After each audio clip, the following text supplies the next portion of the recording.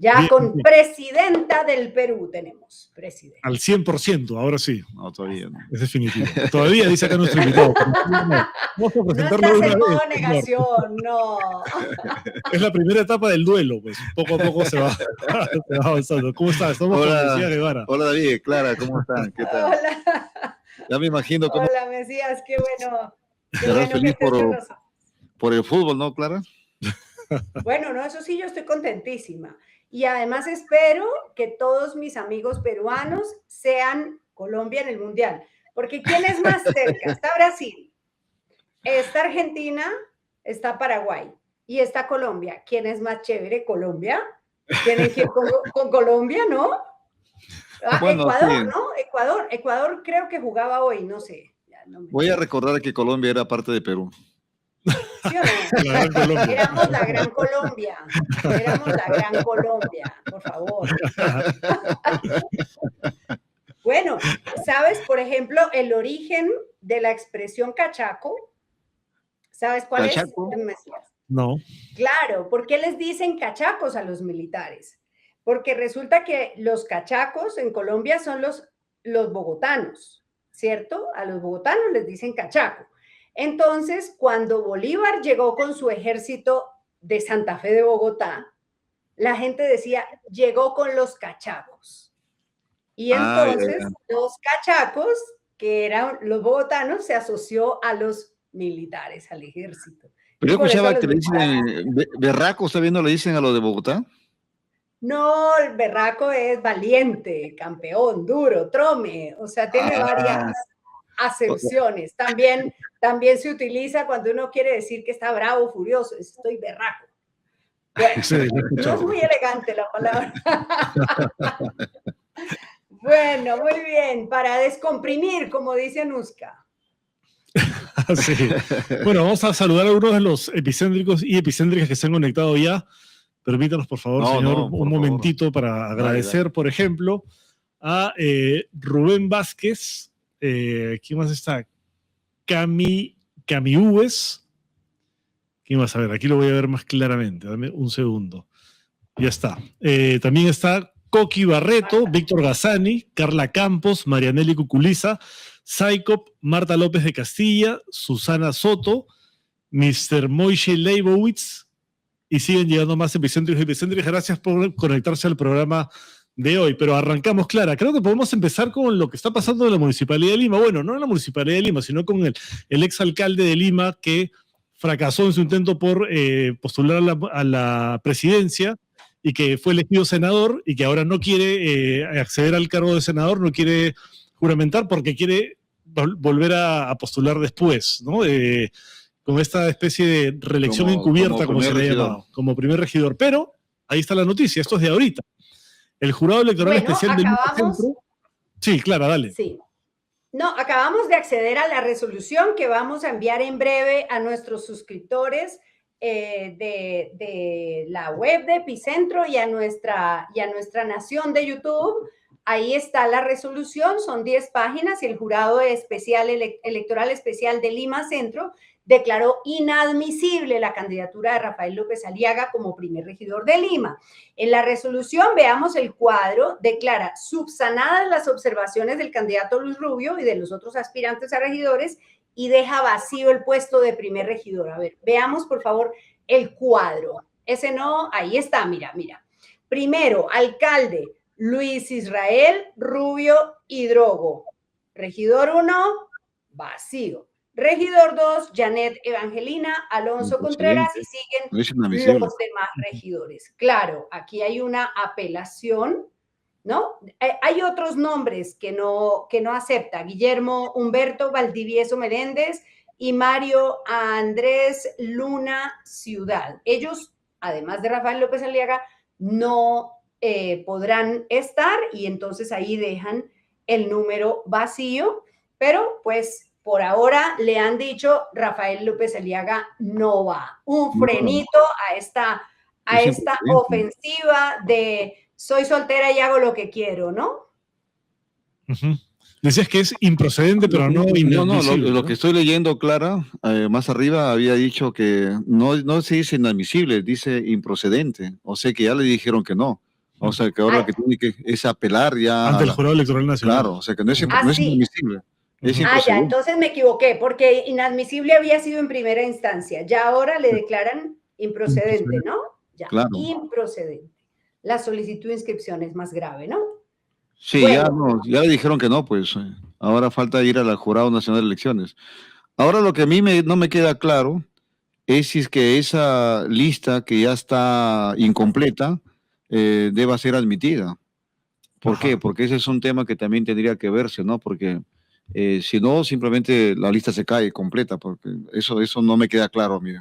Tendríamos que revisar, o tendría que revisar, porque si tú escribes una lista, tiene que ser la lista completa. Claro, debería ser completa. Correcto, entonces sí, ya. Pero, por ejemplo, yo no sé porque no soy experta, Mesías, pero, por ejemplo, cuando se declaró improcedente la inscripción de Vladimir Cerrón y fue en la fórmula presidencial solamente Dina Boluarte con Pedro Castillo. Claro, eso es otro tema, ¿no? O sea que ya fue después. No sé. Sí, no sé cómo será, ¿no? Habrá que tener un experto, pero igual el señor López Aliaga dijo esta mañana en un post que lo que había que hacer ahora era barrer todo el sistema electoral, o sea, que aquí ha habido lo que ha habido. ¿Qué opinas de la actitud de López Aliaga? Bueno, Rafael López Aliaga se ha quedado en el siglo XV, ¿no? O sea que no quiere... En la colonia. No quiere entender que hay una institucionalidad. Fíjate, y esto tiene varias lecturas, ojo, tiene varias lecturas que por eso el Perú hasta ahora no nos constituimos en un Estado y seguimos rumbo a ser un Estado fallido. Porque en el Perú hay un gran sector como López Aliaga, ojo, no es el único, sino de él y siguen varios, que no quisieran que el Perú tenga un Estado fuerte, un gobierno fuerte, es decir, una institucionalidad, porque él hace lo que quiere. Y como él hace mucho, o sea que el Perú se ha convertido en un país donde los mercaderes quieren mandar encima de lo que es la institucionalidad. Por eso países como el tuyo, Clara, donde hay partidos que ya van encima de los 150 años, donde hay institucionalidad, con todos los problemas que también tienen, pero sin embargo lo mismo pasa con Chile. Entonces ahí sí hay un tema de institucionalidad, acá no, y eso... ¿Quién no lo dinamita permanentemente? Gente como López Aliaga. No quisieran que haya institucionalidad. Y esta es esa idea que yo siempre recuerdo, esta cita, pero nunca me acuerdo de quién es, que decía, para mis amigos todos, para mis enemigos la ley. O sea, para los que tienen poder, la ley no importa, la ley es para los que no tienen poder, ellos sí tienen que cumplir las normas, pero si tienes poder, te sientas en las leyes y no pasa nada. Y esa es una palabra bien, ¿qué te digo? Virreinal, de esa época, de colonial, de esa época viene. O sea que no recuerdo tampoco el nombre, pero ese se dice mucho, ¿no? Acá en el Perú. Y eso lo repiten a cada rato, en cada debate que hay dicen, pero lo que lo dicen también lo practican. Acá me dicen que es de Óscar Benavides. Óscar Benavides, el presidente. Óscar Benavides, imagínate, él ha sido. Que era de la gentita. Mesías, te hemos invitado porque queremos ya empezar a pensar el Perú. A pensar ese Perú que nos espera a partir del 28 de julio, porque ahorita estamos como en eso que los creyentes llamamos el limbo, ¿no? No fuimos al infierno, no fuimos al cielo, no fuimos al purgatorio, estamos en el limbo, con un presidente inexistente, con un Congreso en comisión permanente, en comisión permanente, y pues obviamente con una euforia del fujimorismo para lo que viene y con un poco de negación de cierto sector de la izquierda, por supuesto del candidato Roberto Sánchez, pero una aceptación de otra parte del país. Pero el 28 de julio es otro país, empieza un nuevo país. ¿Qué crees que se nos viene? Bueno, yo lo que veo es que va a ser una continuidad de lo que estamos viviendo. Yo no tengo esperanza en la que la señora Fujimori tenga esa capacidad de enmienda, esa capacidad de rectificación. Y ya ella viene gobernando por más que diga que no, desde el 2016 en adelante. O sea que ahora simplemente ya sale, digamos, de la trastienda y entra directamente a gobernar. Ahora lo que a mí me preocupa, como le decía David, es de que yo a la señora no le he visto ni en el debate ni en su actuación política que nos diga cuál es la visión de un país que ella quiere. Y por otro lado también ellos dicen, alardean que tienen gran cantidad de gente, pero no lo tienen. gente especializada, tendrán gente de nivel medio, pero no tienen operadores políticos. Ahora ellos ponen a Torres, un gabinete, ¿no? Claro, y para un gabinete y también para operar dentro del Congreso. O sea que yo pienso que ellos lo que van a hacer es un gobierno de componenda, van a tratar de, disculpa la palabra, comprar senadores, comprar diputados, para de esa manera tener mayoría en el Congreso, y eso lo van a hacer pronto. Ya deben estar haciéndolo. Tengo ahí un amigo que ha hecho un reporte, dice que hay como 20 senadores que ya tienen carpetas fiscales y otros tantos que de diputados. Por lo tanto, a esos señores van a ser los primeros que van a extorsionar y le van a poner que te digo, la bayoneta en el pecho. ¿Sabes qué? ¿Te alineas con nosotros o simplemente te encauzamos? Por lo tanto, esa es la realidad clara. Nos espera un momento duro. Ahora, ¿qué nos queda hacer?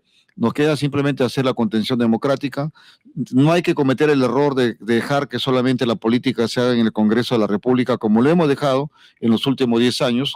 Hay que hacer la política fuera, en la academia, en los gremios sindicales, gremios empresariales y también en la sociedad civil en su conjunto. De ahí tenemos que levantar las voces y decirle al Congreso, un momentito, ¿no?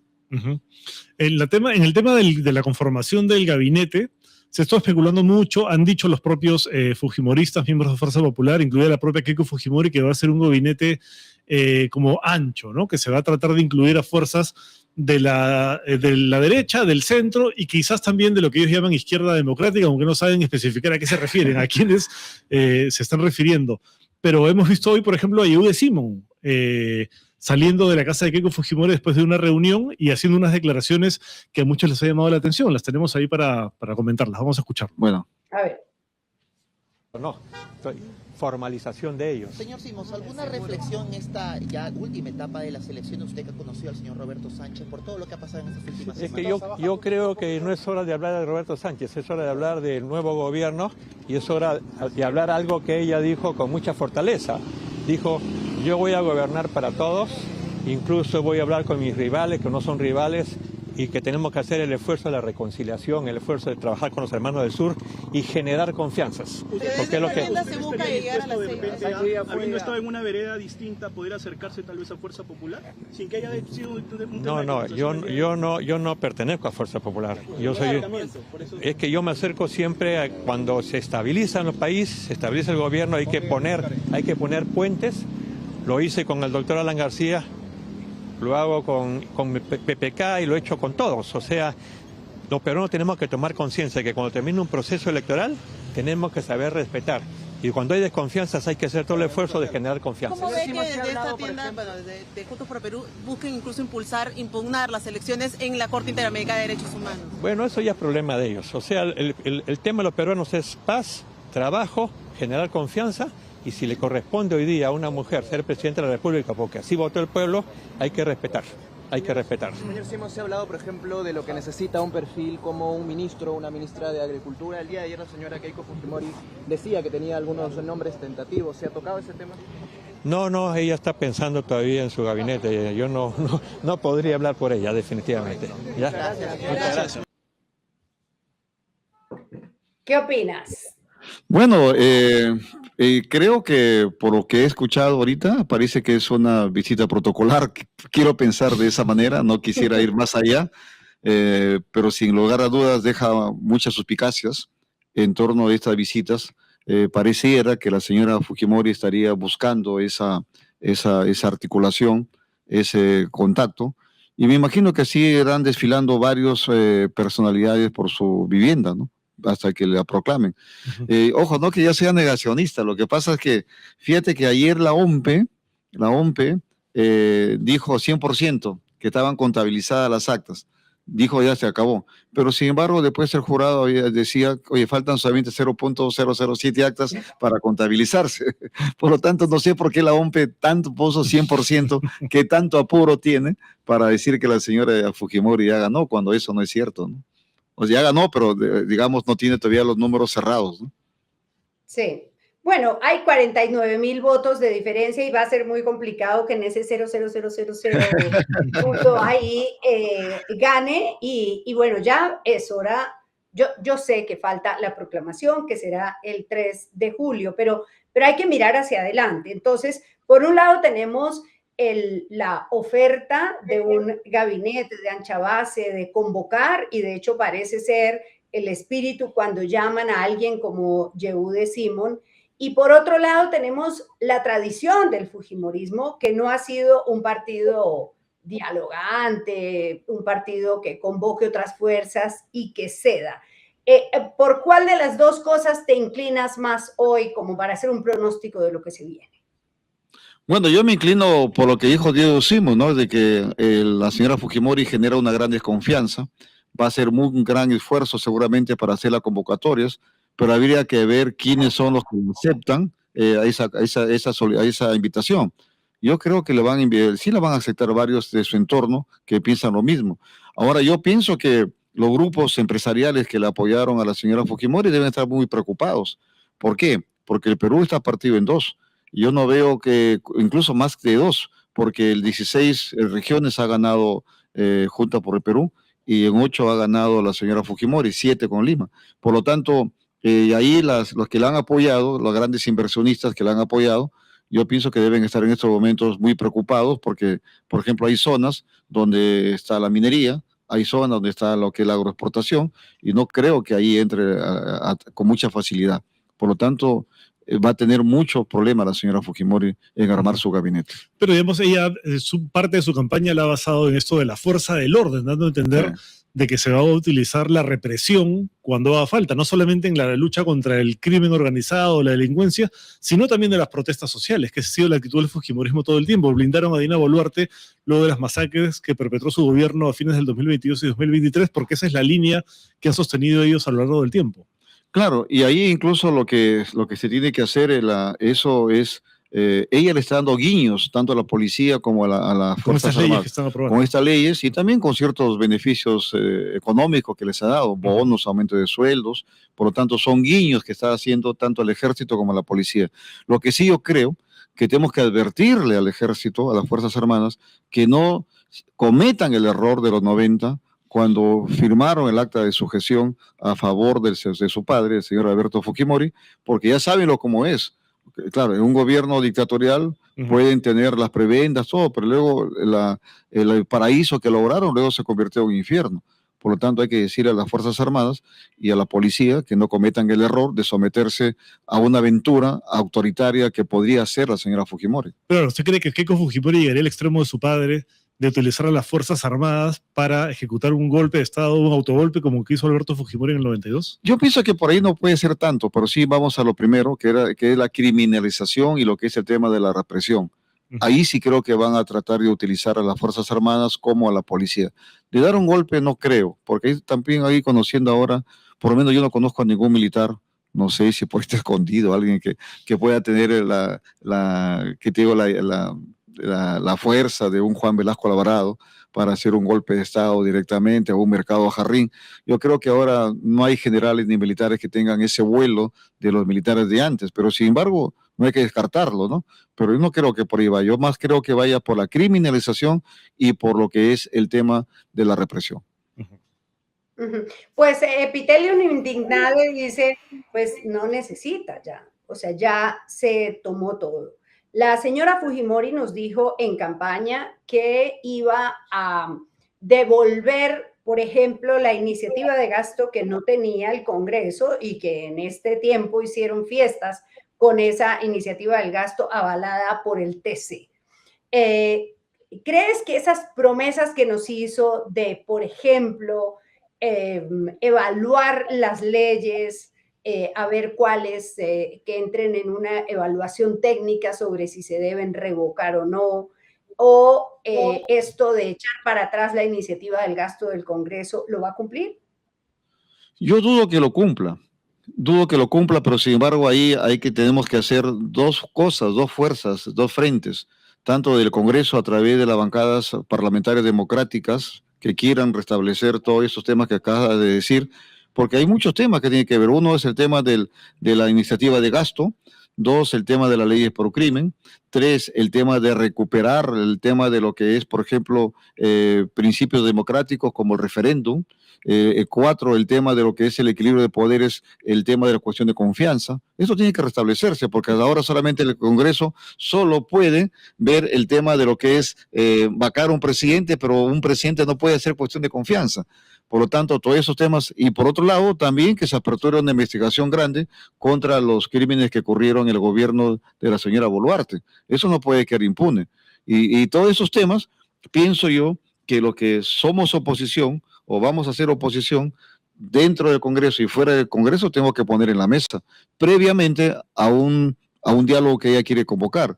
Porque ya si vas a un diálogo sin poner esas condiciones, va a ser un diálogo simplemente de no querer dialogar.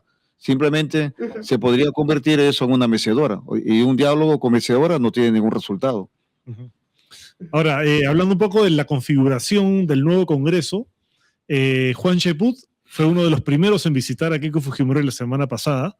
Dijo que no le han ofrecido ningún cargo, muy a su pesar, digo yo entre paréntesis, pero también dijo que una buena muestra del nuevo Congreso de apostar por la gobernabilidad sería darles la presidencia de las 2 cámaras a Fuerza Popular, como para que empiecen, digamos, con todo a su favor y veamos de qué son capaces desde esa posición. ¿Qué le parece esa propuesta? No, esa es lo que pasa es que Juan a veces es muy hábil haciendo análisis, pero a veces ya se excede en sus fueros internos, en sus deseos internos.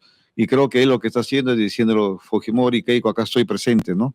Eso es lo que creo que él está haciendo. Pero no, pues es ¿qué te digo? Algo impensable esa propuesta, ¿no? O sea que sería un gravísimo error darle el tema del Senado y el tema de los diputados. Sería un gravísimo error. Pero ahora yo, si te soy sincero, en el Senado yo creo que sí tiene facilidades para llegar a tener la mesa directiva. Claro, ya tiene 30 básicamente. Sí, ¿no? ya tiene 30. Falta uno más y ya tiene mayoría.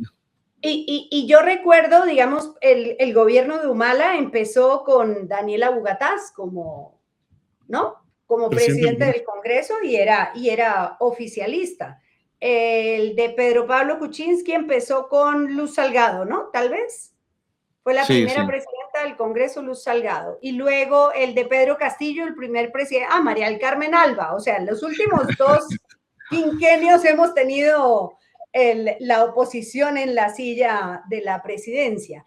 ¿Qué te parece? Si que tengan, por ejemplo, Senado, como dices que tienen la posibilidad de tener Senado, que tengan Senado y no Cámara de Diputados. Bueno, Cámara de Diputados. Bueno, en primer lugar, ese es el contrapeso, ¿no? Y eso obligaría a la señora Fujimori a dialogar, porque acá tiene que dialogarse mucho. Ahora, lo que más bien tendríamos que ver son 2 cosas en el corto plazo.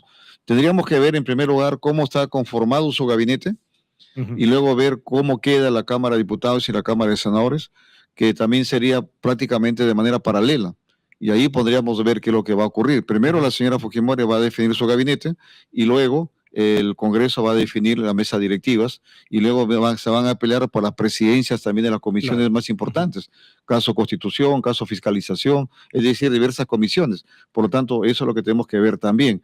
Y en lo que se refiere por ejemplo, el Senado yo creo que sí lo puede tener y lo va a tener, porque no me quepa duda a mí, y que no nos quepa tampoco a todos, en la que alguien de buen gobierno, alguien de obras, pase ahí a hacer que le dé Ya deben estar ahorita trabajando en esas alianzas, por llamarlas de alguna manera. Están en la obra. Bueno, ya vimos a Barragán la semana pasada diciendo no. La alianza era por la segunda vuelta, la alianza con Juntos por el Perú. Ya ahora este es otro chico, ¿no? ¿Sí ves que ya el transfugismo está en marcha o qué? No, lo que pasa, fíjate que por eso cuando, no sé si acá en tu programa le dije de que cuando Nieto decía que él maneja su bancada, es mentira. La práctica parlamentaria es de que cada congresista ya tiene su propia agenda parlamentaria, sus propios acuerdos políticos, su todo. Entonces tiene sus propios intereses, salvo que seas un partido fuerte. Imagínate que ni Acción Popular ni el APRA teníamos ese control sobre la bancada. Bueno, Fuerza Popular lo tiene, pero hay que reconocerles algo de eso también, ¿no? Claro, se reconoce, pero yo pienso que Fuerza Popular había que analizar si realmente es un partido o es otra organización, ¿no? Yo pienso que más yo pienso que más es una organización con una jefa y no un partido político. Es más vertical. Más vertical. O sea, que no es democrático, digamos. Y no es democrático. Incluso, por otro lado, también ayer conversábamos con unos amigos jóvenes de San Marcos. Pensamos hoy, ¿tiene ideología Fuerza Popular? Entonces, es un tema que también, según ellos, dice que sí. Bueno, yo me quedé pensando, porque yo decía, mira, para tener ideología, la clasificación clásica, que tienes que tener una sociedad ideal. Luego esa sociedad ideal tiene que compararse con la sociedad real, y de esa comparación saldrían los programas y las propuestas. Pero entonces, no, ahora cambió, bueno, no sé, tenemos que revisar otra vez los conceptos para calificar si tiene ideología o no tiene ideología el fujimorismo, ¿no? Claro, a ver, ¿cuál es la sociedad ideal? Pues has mencionado a Nieto, a Jorge Nieto Montesinos, y la semana pasada lo vimos en la entrega de credenciales a los senadores.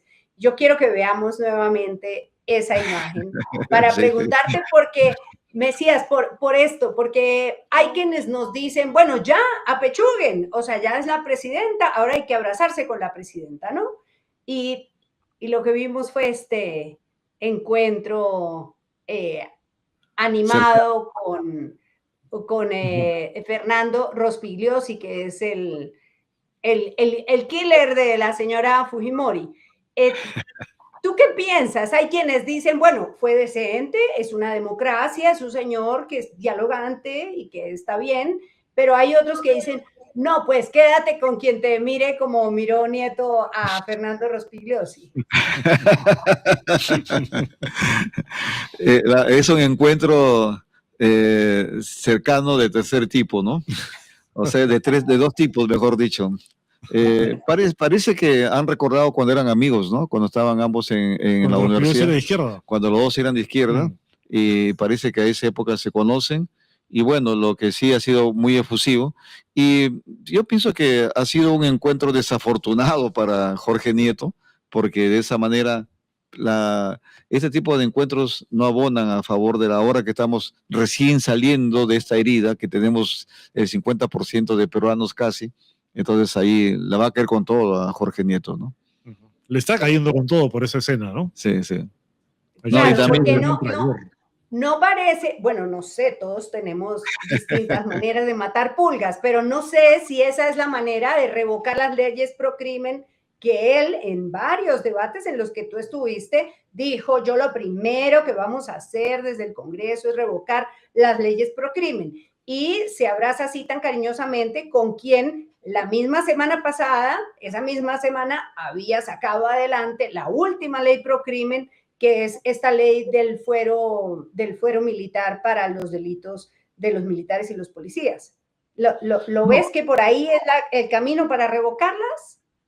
Y lo curioso es que, bueno, no sé, ustedes que están más enterados que yo, si han escuchado alguna opinión de Jorge Nieto en torno a esa ley. No sé, yo no he escuchado que se haya opuesto a esa ley última que han dado para que puedan ser juzgados en el fuero militar y en el civil. No ha dicho nada. Pues entonces no ha dicho nada. Entonces, por eso son las suspicacias que tiene. Y yo creo. En general llama mucho la atención, y lo hemos comentado con Clara también, el silencio de todos los congresistas electos, ¿no? En general, por las cosas que ha hecho el Congreso en sus últimos días de legislatura, que han aprobado todo lo que han podido así en carretilla, ¿no? Y cosas realmente infames como esta que estamos comentando, y los nuevos congresistas electos no dicen nada, como que cada uno está cuidándose mucho de ver cómo se va a mover la cosa antes de entrar y nadie quiere marcar una posición. Yo pienso que son, aparte de lo que dices, todos sus intereses, creo que también es la inexperiencia de muchos. O sea que muchos creo que nunca han estado en política y se les ha caído del cielo el curul. Porque hay muchos que están con 2.000 votos, 8.000, un senador con 3.000 votos, imagínate, senador nacional de la República, con 3.000 votos, diputados que no llegan a las justas con 1.000, creo que no esperaban ser congresistas, y esta atomización les ha dado esa posibilidad. Ahora, sin lugar a dudas, ellos pues, aparte de eso que dices tú, no quieren pelearse con nadie, porque ahora sí van a entender lo que es la política real, y la política real se vive en el Congreso de la República, porque ahí eres amigo y eres enemigo a la vez, ¿no? Bueno, ¿y cómo será el manejo de la señora Fujimori con el Congreso? Porque claro, ella ha tenido una experiencia de manejar el Congreso siendo en la sombra, digamos, siendo la lideresa del... Pero ahora va a tener que conciliar con un Congreso que va a ser muy, pues muy disímil, ¿no? Tiene tanta gente y, como dices, sin experiencia. ¿Tú la ves con capacidad, con muñeca, con margen para hacer esa negociación? Mira, yo pienso que a la señora Fujimori ahora le debe estar pesando no haber sido una buena congresista, porque ella fue congresista del 2006 al 2011 y se la pasó en sus vacaciones en permiso, cuando ahí ella debió haber aprendido cómo se hacen iniciativas legislativas, cómo se debate, cómo se cabildea para sacar iniciativas legislativas. Esa experiencia le hubiera servido ahora como presidenta de la República. Por lo tanto, y no la veo a ella tampoco con ese talante de conversar. Va a utilizar a sus congresistas, ahí creo que tiene diputados, seguramente lo va a manejar a través de Cecilia Chacón, seguramente, y en tema de senadores con Marta Chávez y el señor Torres, que ahí seguramente van a estar ahí cabildeando, pero no creo que les alcance, porque Marta Chávez no tiene esa vocación de diálogo. Claro. Y bueno, Chacón tampoco, pero sí van a tratar de operar a favor de ella en lugar de la señora Fujimori. Creo que ella va a estar muy distante del Congreso, Clara. Sí, y López Aliaga en este escenario. López Aliaga, bueno, ya supongamos que no va a ser candidato a la alcaldía.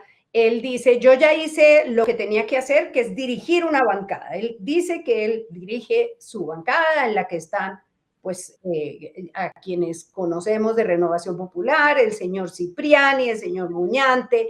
¿Tú crees que van a hacer una oposición, una bancada oficialista y que van a ser facilitos con Keiko Fujimori, o eventualmente se convertirán en la Keiko, en lo que fue Keiko para PPK en el 16? No, yo pienso que va a ser una bancada engreída, que es una bancada que van a estar diciéndole, dame esto, si no me das no te apoyo, dame esto, si no te das no me apoyo, pero siempre van a estar al lado de ella.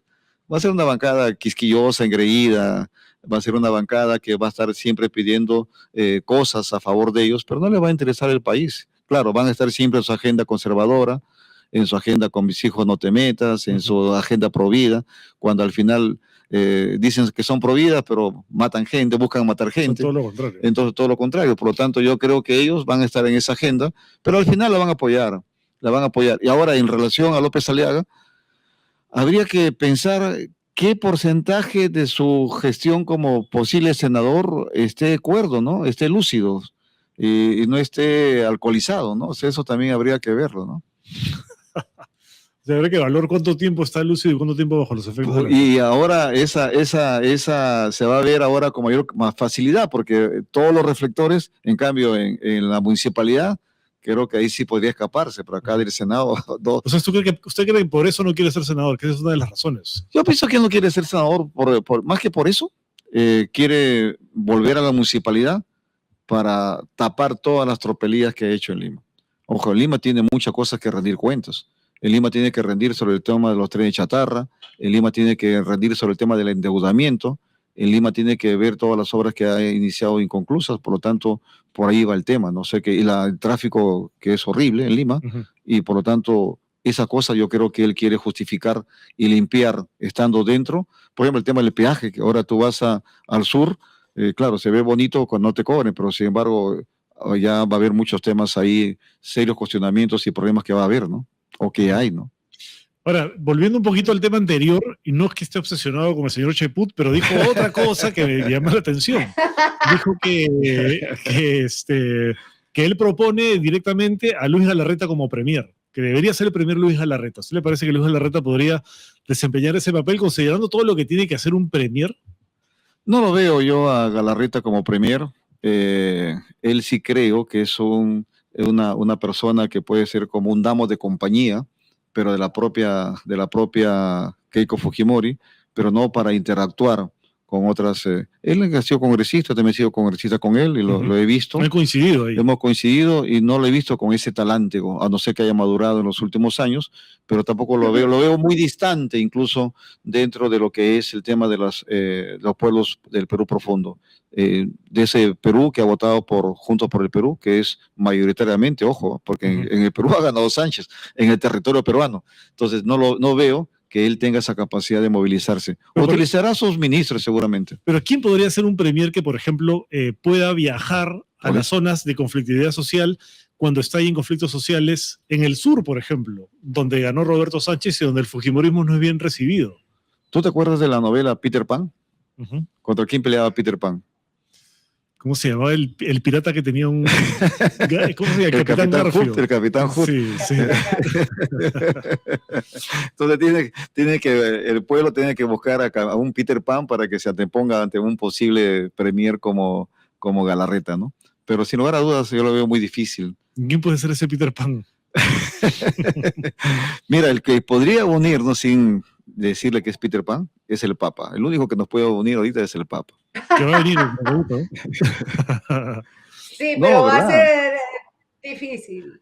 Va a ser difícil. Yo, del señor Galarreta, la última vez que lo vimos así como de cerca, en el debate presidencial, Katy se acercó y le dijo, señor Galarreta, usted que si pidió licencia, no sé, algo le preguntó, y Galarreta lanzó los rayos liquidadores, así esos rayos que disuelven, y le dijo, no, ¿por qué no le habla a Epicentro? A Epicentro jamás. Nosotros hemos invitado a la campaña, hemos preguntado, le hemos hablado a la jefa de comunicaciones de Fuerza Popular para tener invitados de Fuerza Popular. No sabemos si es una decisión del partido, del comando de campaña o del señor Galarreta, pero pues no nos han dado entrevistas. Nosotros aquí estamos abiertos porque lo que queremos es que la gente que nos ve escuche la opinión de ellos, pero pues el señor Galarreta ya dijo, esperamos que haya madurado entre el debate y este momento, y que en el gobierno no sea así, porque en la campaña, Mesías, lo que nos pasó fue que nunca nos decían dónde eran los eventos de Fuerza Popular. Y tenían una norma con los periodistas, que también hay que decirlo todo, son obedientes, y era que no podían contar en dónde iban a hacer los eventos. A ellos los citaban a los periodistas, digamos que estaban en el grupito que acepta a la señora Fujimori, y cuando les preguntábamos, oye, ¿dónde va a haber evento mañana? Decían, no les podemos decir porque tenemos prohibido de parte de la campaña decirles. Nosotros esperamos que no sea así de aquí en adelante, ¿no? Porque pues se trata de un gobierno que es para todos los peruanos. Sí, por eso te decía de que yo lo veo muy difícil que él tenga ese talante de concertador. Además, hay otro tema que no debemos dejar por alto o pasar por alto, es el tema relacionado que se aproxima a las elecciones municipales y regionales. Y ahí van a surgir otros liderazgos. En este momento los gobernadores actuales ya están también viendo cómo cierran sus gestiones, viendo cómo siguen buscando sus proyectos, pero ya les queda poco tiempo, son 5 meses, son 130 días hábiles más o menos que le quedan a los gobernadores y alcaldes de aquí hasta diciembre, y por lo tanto tendría que verse de cara a quiénes son los nuevos. Y por otro lado también hay que ver cómo va a manejar el tema del fenómeno del Niño. Y claro, van a tener ellos un tema un boom del tema de los precios de los materiales, minerales, que le va a permitir tener algo para contrarrestar al déficit fiscal. Pero sin embargo, eso no va a durar siempre, el próximo año. Por lo tanto, es un tema que también tiene, o sea que no solamente el premier, sino el ministro de Economía y también algo muy importante, el canciller. El canciller tendríamos que ver a quién ponen también. Y educación. Porque si ahora educación a través de los sindicatos también va a haber bastante, ¿qué te digo? Y agricultura, que lamentablemente para el fujimorismo la agricultura familiar no existe, para ellos solamente existe la agroexportación. Por lo tanto, habría que ver cómo está configurado el gabinete que se avecina, ¿no? Importante. ¿Cuál crees que deberían ser los principales mensajes de Keiko Fujimori el 28 de julio, en su discurso de lo primero que tiene que decir ella, asegurar de que ella va a durar los 5 años. Es decir, garantizar la alternancia democrática. Es lo primero que tiene que decir y garantizar. Y segundo, que otra vez va a restablecer lo que quiero de poderes. El otro tema, que va a ser un Estado fuerte, transparente en la lucha contra la corrupción. Algo que yo dudo que ella lo vaya a impulsar, que lo vaya a liderar, porque en estos momentos no puede ser posible que los organismos reguladores que actualmente existen están totalmente subvaluados o devaluados, de tal manera que todos nosotros, los ciudadanos peruanos que vivimos en este territorio, simplemente hemos sido abandonados a nuestra suerte. Si, por ejemplo, ¿quién hizo algo contra aquellas personas, como esa joven arquitecta que murió en el tema de ese suero de Medifarma? Su salud no dijo nada, no sancionó. Igual que ha pasado con el tema de Qualiguarma, cuando tampoco Digesa hizo nada por el tema cómo se contaminaron a los niños vendiéndole comidas, decían con gusano, o en otro caso con carne de burro. ¿Y quién dice algo cuando te cobran tasas de intereses altísimas en los bancos? Por lo tanto, los peruanos estamos abandonados, y eso es lo que tiene que decir, señora Fujimori, decir, vamos a rescatar, a hacer un Estado fuerte, un gobierno fuerte, que haga cumplir las leyes, que haga cumplir las normas, contra los mercantilistas que en estos momentos acechan a todos los peruanos, nos gilman día a día. La oferta en esos momentos va a haber momentos en que la oferta no va a encontrar una respuesta en la demanda, y ahí el Perú va a traer en recesión. Sí. Claro. Bueno, pues justamente hay un tema que ha planteado Mesías que es muy importante, que tiene que ver con lo que se nos viene con el fenómeno del niño, ¿no? Nosotros tuvimos un fenómeno del niño inolvidable. Hemos tenido varios, pero tuvimos el del 2017.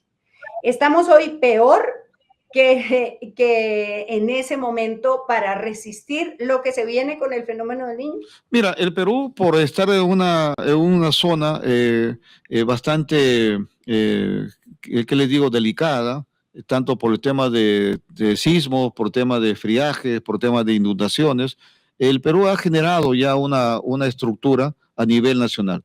En los gobiernos regionales existe la Oficina Nacional de Defensa Nacional, que tiene que ver estos temas, existe el COEN y los COER. Y por otro lado, también los municipios también están organizados. Lo que sí faltaría es el tema del financiamiento, el tema de la prevención. Es decir, los planes de aquí que tienen que hacerse de aquí hasta noviembre, que ya tienen que estar aprobados. Por eso los gobernadores regionales salientes tienen que hacer todos sus planes de cómo afrontar el fenómeno del niño, y también dejarle la posta al que venga ya todo planificado. Pero el Perú sí hay cultura clara en ese sentido para afrontar terremotos y también para afrontar el fenómeno del niño, pero lo que sí se requiere es que haya transparencia. Por ejemplo, cuando hay un fenómeno del niño, hay la famosa declaratoria de emergencia, y en esa declaratoria de emergencia hacen compras a veces que no se ajustan. Veces, ¿no? Sí lo usan, pero de manera irregular. Es decir, no lo usan de manera transparente e ilícita. Entonces, ahí lo que se requiere. Por ejemplo, la señora Fujimori ha dicho que ellos tienen que activarse de manera rápida. Yo he escuchado decir una vez que ellos comprarían maquinaria. Oye, pero eso no es la solución. La solución es activar de manera rápida y alquilar más que comprar, y luego también ver el tema del combustible, porque ahí lo que más se utiliza es el petróleo y el combustible. Maquinaria lo alquilas al toque, pero el combustible a veces no llega. Así es. Y bueno, bueno, nuestro segmento Hablemos Perú, pero queremos invitarlo a que nos acompañe porque es información desde Cajamarca, donde usted ha sido gobernador regional. Justamente. A ver, vamos con Hablemos. Justamente, vamos.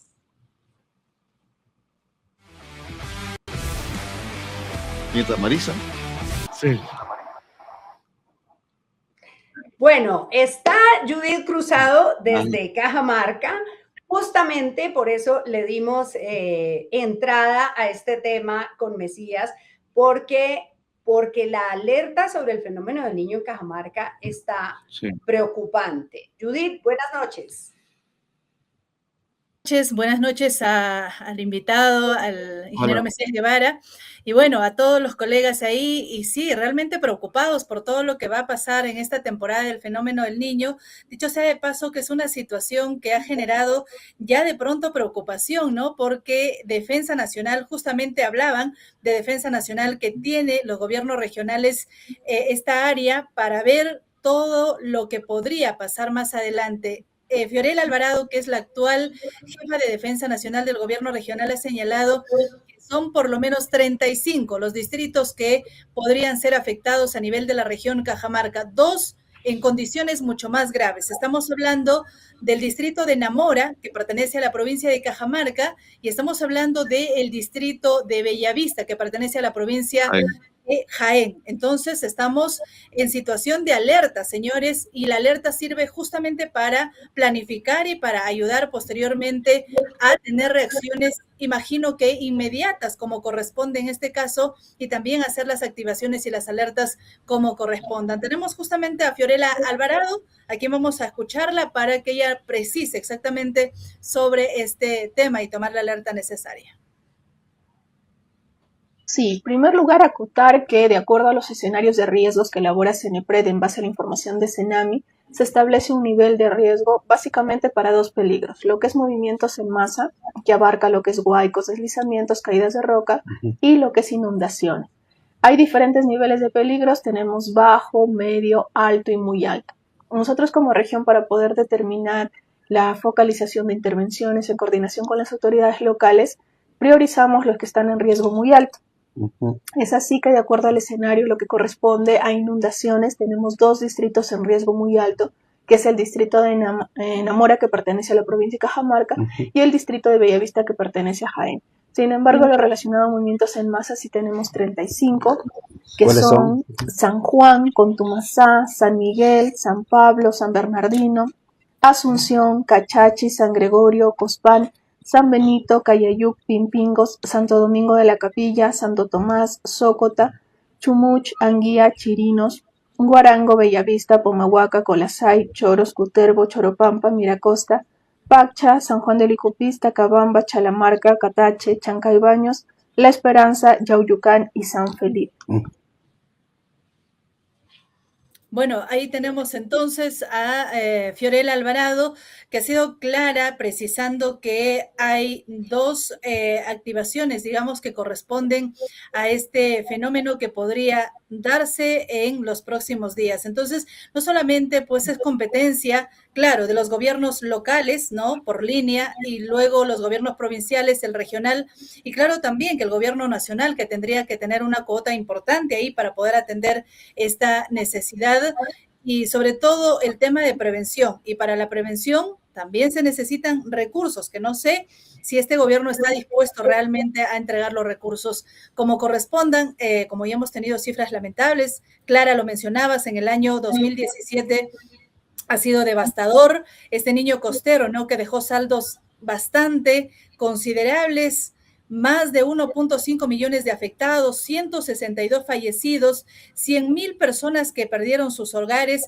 y cerca de 250,000 viviendas que fueron afectadas, y las pérdidas económicas cuantiosas. Y a eso no se aleja Cajamarca, ¿no? Que Cajamarca también tuvo cientos de damnificados, familias enteras afectadas, daños en la infraestructura vial, activación de quebradas, huaicos y bueno, pérdidas agrícolas principalmente y ganaderas, ¿no? Que tenemos. Mesías, tú conoces Cajamarca, lo conoces muy bien, por supuesto. ¿Qué deberían hacer ahora mismo para estar un poco más preparados?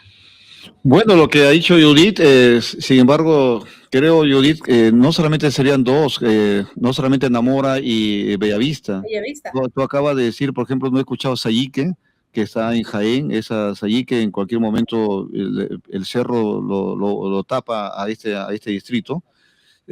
Santo Domingo la Capilla también es algo que está ahí en una zona bastante, en un terreno no tan adecuado, y por lo tanto, y lo que acaba de decir, todos los distritos de Cutervo, Cayayú sobre todo, pero más Santo Domingo la Capilla, y lo que es Sayique, esa sugiérele ahí a Fiorella que esos distritos los tome en cuenta, porque Bellavista sí, pero Bellavista no lo veo tanto, fíjate, no sé por qué lo han puesto Bellavista, porque es más llano, a no ser que, porque está muy lejos del río Marañón incluso, pero sí más peligroso lo veo a Sayique y a Santo Domingo la Capilla, que están en zonas bastante deslizables. Eso sí lo que te podría decir.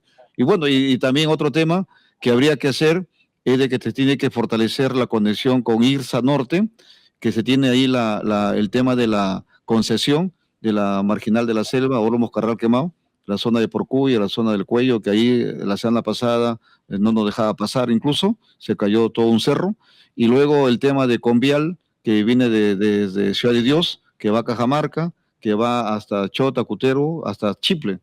Ahí esa zona también debe estar. O sea que en este momento deben establecer las relaciones con Convial y con IRSA Norte para evitar que esas carreteras que son de carácter nacional sean cortadas por las lluvias. Ahí hay que tener bastante cuidado en esas carreteras. Bueno, pues ojalá que funcionen estas prevenciones. Y la otra cosa, a través de Judith y a través de ustedes, pedir al presidente de la República, al gobierno, que ya pues que se deje de vainas y no nos abandonen a lo de Jaén con nuestro aeropuerto.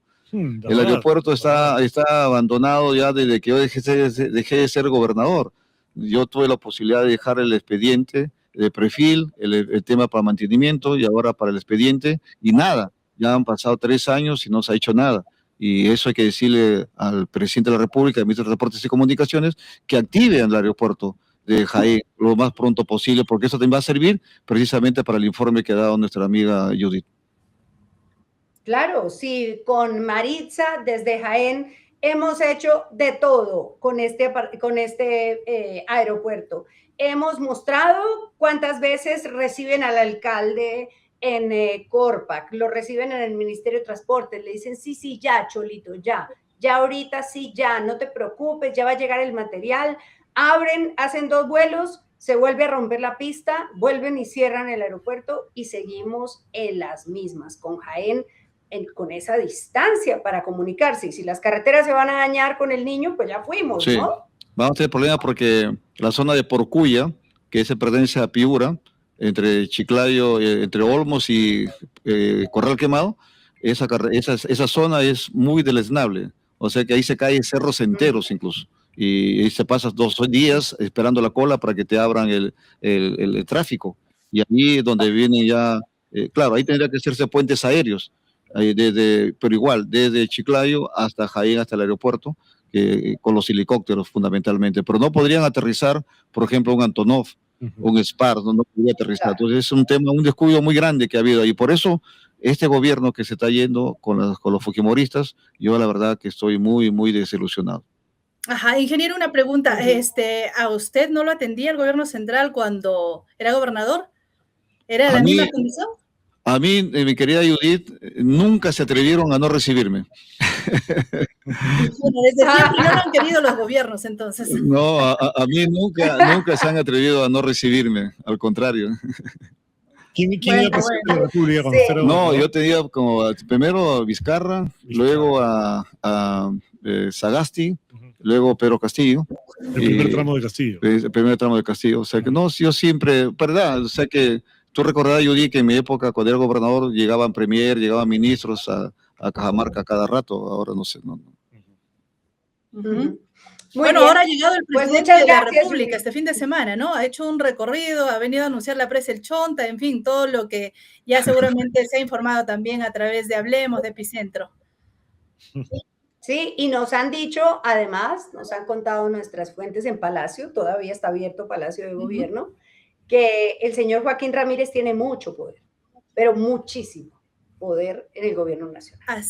Así que si llegaría a ser gobernador, tendría seguramente mucha cercanía, y aparte de la cercanía, las puertas abiertas.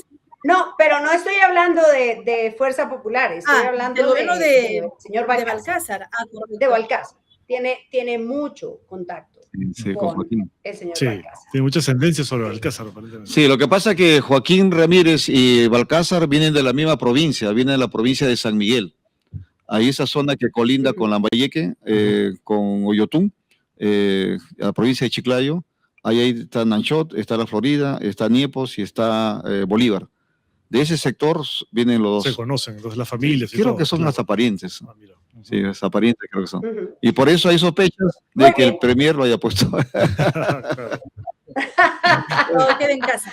Bueno, muy bien. Gracias, Judith, por estar con nosotros en Hablemos. Gracias, qué gusto. Bendiciones.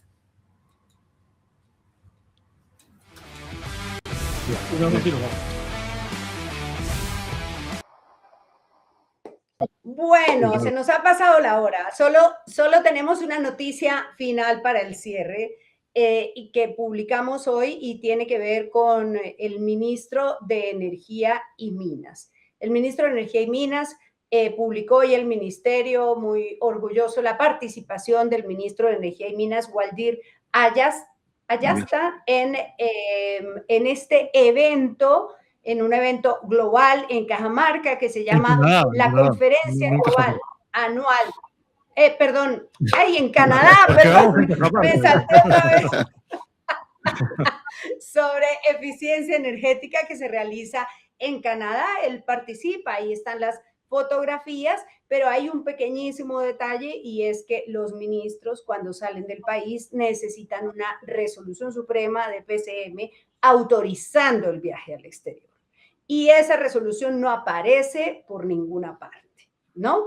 Nosotros averiguamos qué pasó con la resolución, nos dijeron ahorita mismo sale cuando el ministro pues está en este momento en Canadá, ahí están las fotos, está la evidencia, no sabemos qué pasó, no sabemos si no encontró al presidente, el presidente estaba de viaje, pidió permiso, no, luego nos dijeron que no había problema porque no generaba gasto para el erario, pero la verdad es que esto no es solo por los viáticos, que también, sino porque la ley ordena que los ministros tengan una resolución suprema de autorización para viajar.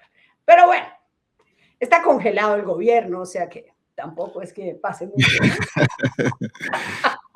No, si el presidente ha ido a Roma con toda su familia, con las hijas, con la esposa, rompiendo todo el protocolo, la majestad de la presidencia, ¿ya qué se puede esperar? Bueno, pero hay que ser consistente, Mesías. Acabas de decir que el único que nos puede reconciliar es el Papa, pues él fue a él. No, pero que vaya él. Pero que vaya él, pero no las hijas. No, y el Papa es chiclayano, mira. Claro, sí. Bueno, pues gracias. Vamos a ver qué pasa en este país que nos acoge. Gracias, Mesías, por acompañarnos. No, hay que seguir, si algo hay que seguir es trabajando de manera seria, correcta por el país y decirle a la señora Fujimori que sí, hay que dialogar, pero de manera seria, de manera responsable y con una propuesta y una agenda que realmente sirva para sacar adelante al país, porque si vamos a sentarnos con ella o los congresistas y simplemente tomar un té, ya creo que es suficiente en Lima, en el Perú, cafeterías para ir a tomar un café, ¿no? Y no irse a tomar el café al Congreso, a Palacio de Gobierno menos, ¿no?